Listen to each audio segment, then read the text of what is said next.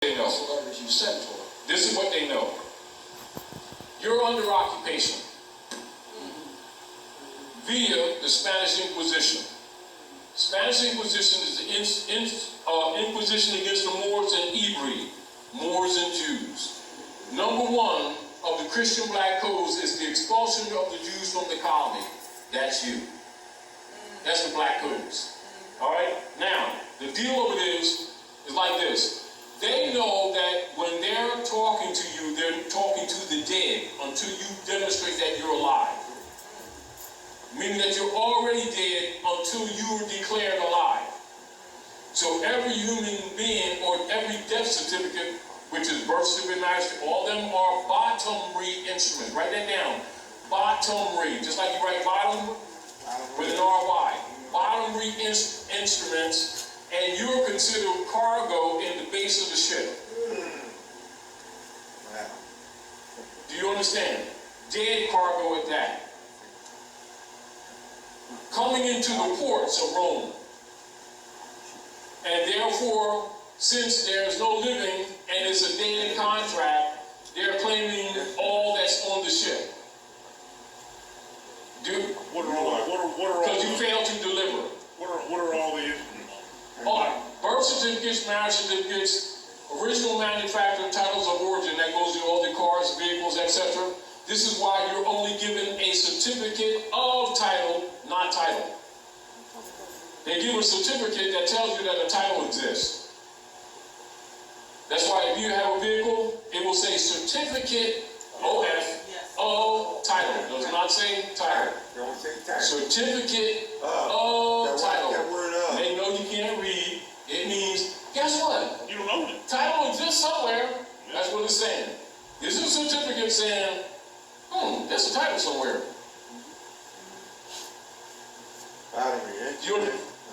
Now, that's called original manufacturer's titles of origin. So under the unum sanctum operations, doctrine of discovery, which is one of the sections, this is what makes up the doctrine of discovery. Unum sanctum, dum diversus, inter caetera divina, Romanus Pontifex, the Sister QV Act of 1666. Collectively, that comprises what is known as the doctrine of discovery. The doctrine of discovery is the operations in modern times of the Spanish Inquisition. This is where they've been claiming your estates. And so what occurs is when you buy a wagon, car, vehicle, truck, whatever, the deputy knights who are the praetors, what you call your local praetors, that's your governors. So governors are substitute bays, right? So the substitute bays, that's why in masonry they always talk about substitute, because they got substitutes. You understand? Everything's about substitute. And so they claim your estate, and the auto salesman delivers the title to the lords under the escheat rule. Oh, wow. Then through the corporate state, they issue you a certificate of title that's being held by them and don't tell you that. Right. That's why they can tell you to fasten a seatbelt in their car. Yeah, and that's why if you don't pay their employee the kickback of insurance, they will take the vehicle. Yeah, because you are sharecropping the vehicle. And 9 times out of 10, also using their name, Smith, Jones, or Johnson, which makes you dead again.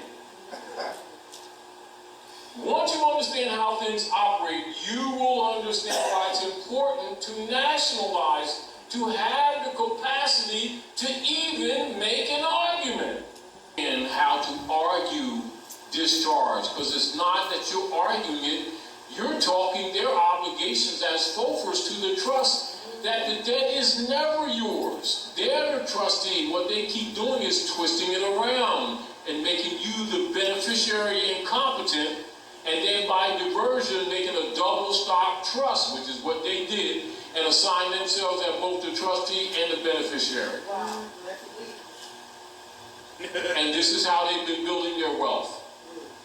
And as the people begin to nationalize, what occurs is that nations of the earth that have these bonds have to find whatever reason they can to start dumping them without telling the whole truth so it don't collapse. So they start talking about they're not backed by gold or silver, and so we get ready. They already knew there wasn't balance. They know that fiat is not backed by gold or silver. They already know about the coup. But you got these people finally, after all these generations, starting to declare their nationality, which makes them T-bonds dead paper. And whoever has them in their treasuries got nothing. Yep. So the best thing they can do is finally do what? To save themselves, they must enforce the American Constitution set at Article 1, Section 10, the counter move to the coup of 1861 that most people don't know about, and is called reset. They're resetting the Constitution, and they're getting resistance. There you have Jade Helen. There's a civil war going on. See, so once you know the history, you know the politics. So they can tell you one thing, but you know it's another. Yep. And you don't have, it doesn't have to be mysterious. And if somebody's telling you something else, you can see through that they're bull crapping you. Yourself and then yourself. Islam. When you say, I'm just curious, when you say you must nationalize yourself, do you mean just state your claim and just stand on that? All right, now, hear what you're saying. Hear what you're saying. The sovereign right of the people is recognized through your organized government, meaning the government already exists. You must be brought back into the constitutional fold. This is where your nationalization comes in. Now, keep in mind, and this is what you must recognize too, the universal power of right, or the universal sovereign power that's used by any nation state anywhere on the planet, when a nation is in trouble, economically and politically, and you will find examples for you to study, like Venezuela, what's going on in Argentina right now, what Castro did in Cuba, what Hitler did in Germany. All of those processes was called the ultimate power of the sovereign to save a nation, and it's called universally nationalization. So when you saw some people claim to be Jews who were not Jews and had control of the economics in Germany after World War I, they had what they call the Treaty of Versailles. Do some research. Treaty of Versailles, Germany could not have a standing army, which left them totally vulnerable. You had people in there that were claiming religion as an ID and was controlling their economics and had no loyalty, no allegiance, etc. And they were actually raping Germany. Hitler nationalized Germany. What did he say? Germany for Germans. Here's some ships for y'all. Planes, frog feet, swim, backstroke, balloon, blow up the tire, inner tube. Party's over, you ain't got to go home, but you're leaving here. And those who snuck around and stayed found themselves at a welcoming barbecue that nobody came out the back door. Everybody said, "Lies? No, this is not barbecue. What we're doing was this. I know the building was big, but not like it didn't hold that many people, because they weren't coming out." And the gas and stuff came right from Panama and from Newark, New Jersey, on ships that were marked for Panama. DuPont. Yes. DuPont made the gas. And if you go do research, you'll find that the Congress for the United States Corporation Company funded the Third Reich. As a matter of fact, Lockheed built most of their engines. Rothschild funded both sides. Do you understand? Once you understand the real history, you will look at things differently. Now, this is the deal. Between 1910, 11, 12, and officially 1913, Durrani was setting up the old Canaanite temple for the restoration of the estate for the heirs of this estate that's under occupation.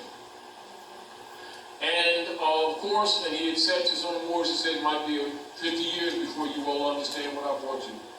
However, you don't do anything else to play with nationality. Once you understand that, you'll understand the counter moves that was made by Wilson and all others in their operations as a counter move to Durali, etc., including the Depression, including Franklin Delano Roosevelt, including why the so-called leader guys don't talk about these things because it immediately make you recognize, a dummy would recognize that they're COINTELPRO operations. On the surface, if you have no knowledge of history and law, it would never dawn on you that these people are actually overseers, because they'd be saying Jesus and Allah and things like that, and racism, and they ain't like the black man. It sounds like they're working for you, and they're actually working for Rome. Islam, brother. What you just said was the basic question I had in my life when I started seeking out what the truth was. I never understood why that race of people was annihilated like that and then gassed there. Well, it makes sense. And then they heard the nationality. Now, let's look at the record. Let's look at the record. The record will show they went to Great Britain. They would not let them off those ships. Yes. They went to Argentina. They would not let them off those ships. They went to Cuba. They would not let them off them ships. They started committing suicide. Right? Then they started threatening to tell these so-called blacks who they really was. Then Britain, France, it was mainly Britain and France, U.S. corporation, Britain and France, they did the wars in Palestine, started changing the maps, and they created what they call ISIS, Amen Ra, Elohim, Israel. And they took that on as a nationality in 1947-48. And then them same so-called Jews that was using Jew as a nationality got a nationality, and they've been doing what? Protecting them at all costs ever since, at the expense of everybody else.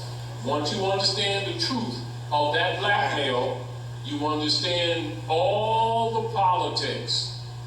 They heard got a nationality, didn't they? Didn't they? Go ahead. Yes, you go back to what you was talking about when Hitler nationalized the country. The gas that they used, Pope II was a salesman for I.B. Farman, who made that cyanide gas that they use in the ovens. Yep. And they later became known, changed their name to Corningware. Yes. And a lot of the dishes that people use as Corningware, that same company that produced that I.B. Farman. Yes. They, So as, but what a lot of people don't understand, the brother back there was saying exactly what happened to the Jews. The First World War, they don't understand there were 60,000 Africans that were killed before the Jews. oh yeah. Because they fought the But war. you gotta know, They fought against because you gotta remember, no, they're the real Jews, the so-called Jews, there's no J, they're the Hebrew, and they were eliminating them under the unum sanctum because eventually they are the heirs to the estate. This is also why Hitler has said to Churchill, he said, if you take the stovepipes out of the war, we'll kick your asses. The stovepipes was the nickname that they talked about was the Moors, who were not in the, because he knew they soon, because nobody beats us. Whether you talk about the brothers in Tuskegee, etc., you understand the Europeans only put us in the war because they were losing. Yeah. And the fact is, they lost the war. They tell people that they won the war. The U.S. corporation lost the Second World War. That's why the Nazis were able to take over. They're lying to the people. They didn't win the war, they lost.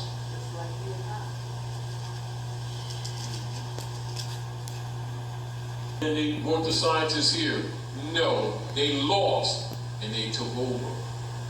But they did it on low. Still taking it. And this is why people don't know that what Netanyahu, what his name is, yeah, Netanyahu is a Nazi. So So it's Bush's. Bush's, they are Nazis. Clinton's Nazis. Nazis. President Bush, Nazi. Yeah. His dad, Nazi. They change their names all the time. And what is the Nazis? It's the feudal order or the dark side of Illuminati. Yeah. And that's what's in operation. You know, so Illuminati itself must not be looked at as negative. You look at people who have the truth, been hiding from the masses, and have been using the power of that knowledge against those who do not know. Because the lack of knowledge makes a person victim by default. It's that simple. And so people look at the knowledge as being wrong rather than the misuse of knowledge. Just like somebody looking at the sun of being wrong because they ain't getting no sun. You know, they're in a cave, they ain't getting no sun, so they mad at the sun. Don't get mad at the sun. Sunshine is only good as well as evil, which means it's neutral. Our problem is that we are out of order.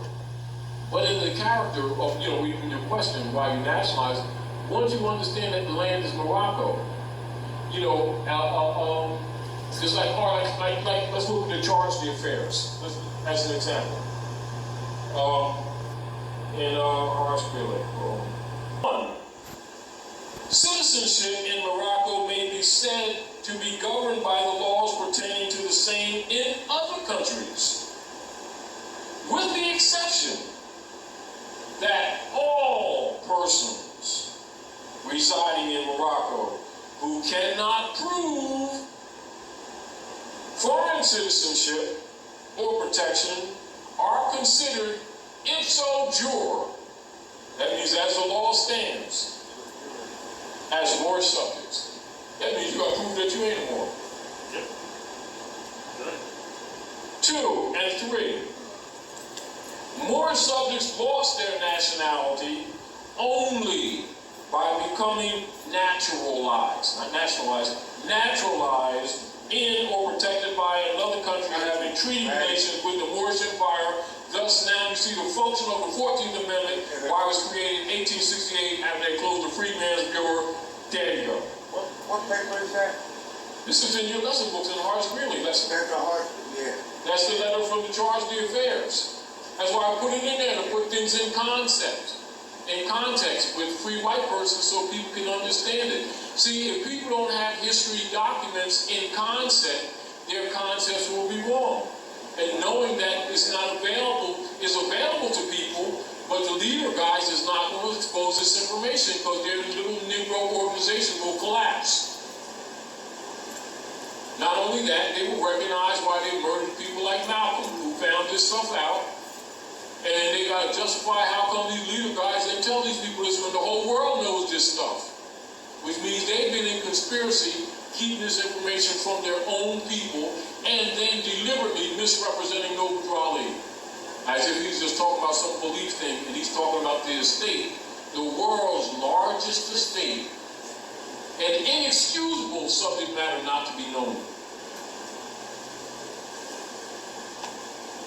And then Obama breaks tradition, right? Leaves the landmass, going to other jurisdiction, and Michelle, what? Triangulates to the Alhambra. What is the Alhambra? The last stronghold of the Moors before the Romanus Pontifex of 1492.